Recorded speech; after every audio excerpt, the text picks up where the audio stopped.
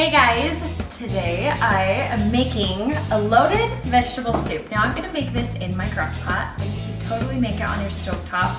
Just cook it until all these vegetables are soft. And I'm going to show you how to make this without any meat if you just are wanting to load up on vegetables, but you could totally throw in some chicken breast or like ground turkey to give you some added protein, and especially if you want to make this a heartier soup if you're serving it as like a main dish. So I'm gonna just jump right in and get started. So I've got my slow cooker here. This is a 6-quart slow cooker. So you want it to be pretty big because we're gonna fit a lot of stuff in here. I'm just gonna spray some non-stick cooking spray because that always helps with cleanup. And then we're gonna just jump right in. Sorry about my baby in the background. This is life, making dinner for your family. So I've got 1 onion that I've chopped up. And then I'm gonna add about a pound of potatoes. Now I just did red potatoes and I kept the skins on. I scrubbed the skins and then I'm just keeping them on because that's where a lot of the nutrients are. So dump in your potatoes. And then I just chopped up 1 big sweet potato. I love the color of sweet potatoes, plus the flavor is really good.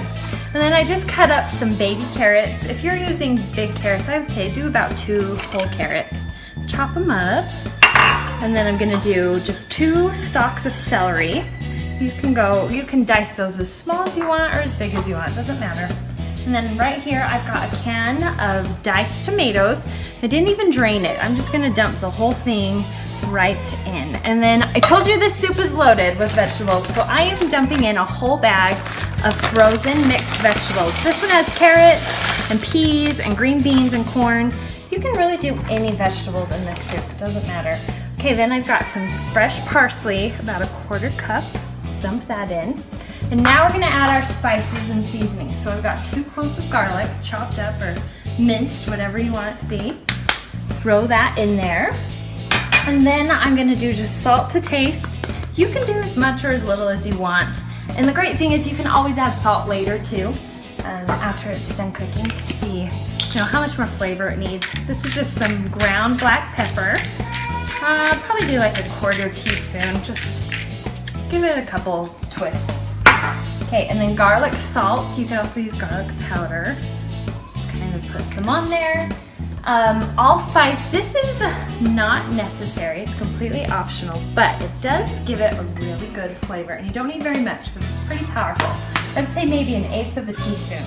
And then this one's also optional. This is crushed red pepper. It doesn't really add heat, it adds kind of just some flavor. So put that on there. Now, if you wanted to add protein like chicken, this would be the time to do it. But it's totally good without that also.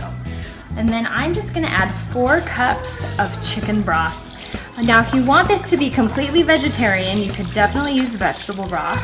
Just kind of use whatever you have on hand. Okay, and there you go. Let me grab a spoon to stir it. I'm gonna give it a good mix, and then you're just gonna cook this on low until your vegetables are tender. I would say maybe 3 to 4 hours on low, and then check it and see if your sweet potatoes and your red potatoes are soft. If not, you could go another hour or so until they are soft. But that's it, you are completely done.